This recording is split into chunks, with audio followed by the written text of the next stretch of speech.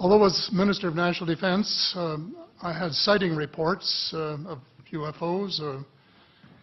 I was too busy to be concerned about them at the time because I was trying to unify the Army, Navy, and Air Force into a single Canadian Defence Force. And that itself was a kind of battle to the finish. So this was not high on my agenda. But about 10 years ago, I started getting interested due to a young man from Ottawa sending me material on the subject. I told him I was too busy to read it, but he had confidence that someday I would. It took me a while to get around to reading it, but I took it for my summer reading in 2005 and was really impressed with what was contained in it. And what I thought to myself is there are huge issues here, huge issues. And the American people and the people of the world have a right to know what's going on because they're part of it. It's not just an isolated thing. I accept the invitation of Victor Vigiani, who's over here somewhere, and his cohort, Mike Bird, to speak to a symposium at the University of Toronto. And I said, UFOs are as real as the airplanes flying overhead. That gave me the dubious distinction of being the first person of cabinet rank in the G8 group of countries to say so unequivocally.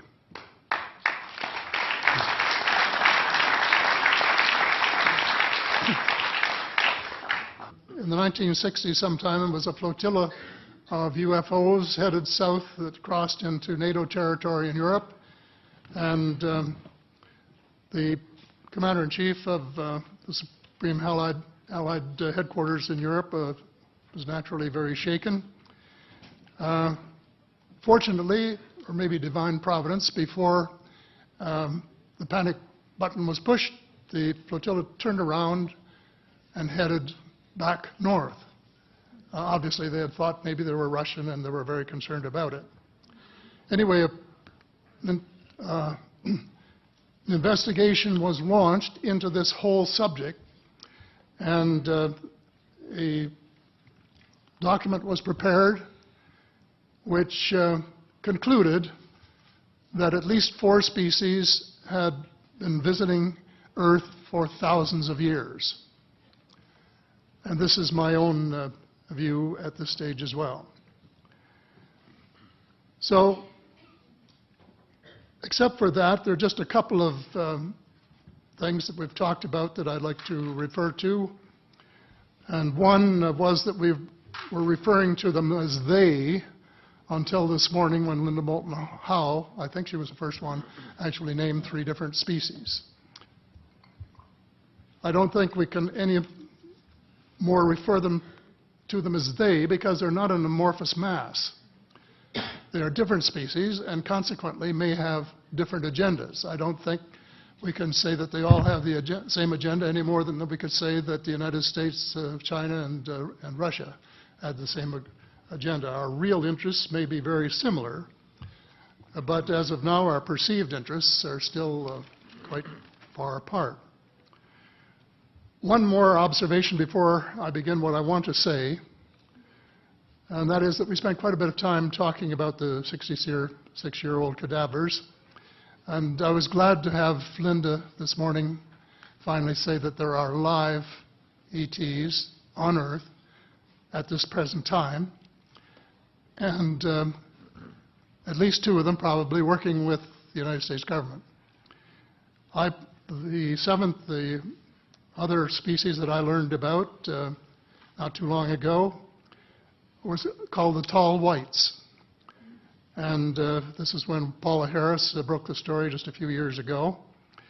And through her good offices, I had the chance to talk for about 3 hours with former Airman Charles Hall and listen to this absolutely fascinating story of how he was working with, first of all, he was scared out of his skin, but after that, when he got to know them, how he was working with, and finally they became to trust each other and have a good working relationship with the tall whites at the gunnery range at Indian Springs in Nevada, and these tall whites were living on United States Air Force property and working in cooperation with the United States Air Force and sharing technology with them. He wrote a book, incidentally, called Millennial Hospitality. There are 4 different versions, but Paula says that Millennial Hospitality number 2 is the best. I think that's the one I read, and it's a very interesting read if you want to sort of get inside the problem of what it's like to bump into these people floating across the terrain in the desert. Well, enough on that for now. My interest is in full disclosure. And my only caveat is I think probably I would say 95 to 98% full disclosure. I know of 1 or 2 things that I'm not sure should be in the public domain, at least yet. They will be someday, I'm sure, but not maybe immediately. But just as children survive the idea of the Tooth Fairy and Santa Claus when they become adult, I think that tax-paying citizens are quite capable of accepting the new and broader reality that we live in a cosmos teeming with life of various sorts.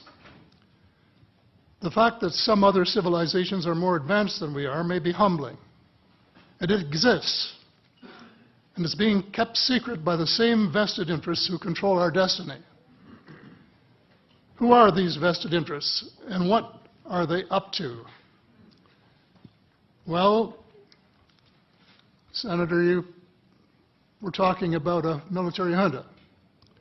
In my opinion, that is true, but I have broadened and deepened the definition to cabal, and the cabal comprises members of the 3 sisters: the Council on Foreign Relations, the Bilderbergers, and the Trilateral Commission, the International Banking Cartel, the Oil Cartel, members of various intelligence organizations, and select members of the military junta, who together have become a shadow government of not only the United States, but of much of the Western world.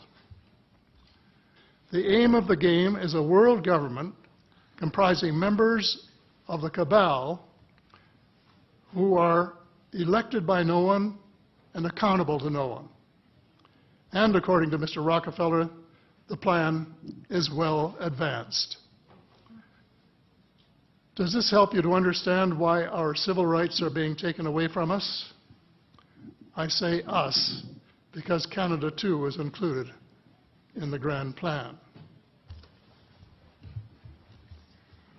So here we are more than a decade later fighting another war that can't be won.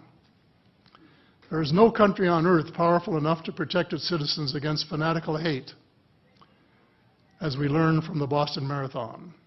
And the mere attempt to pursue the impossible pits neighbor against neighbor and the state power structure against everyone. All of the freedoms won by the millions of men and women who fought and died in World War II are being flushed unceremoniously down the drain.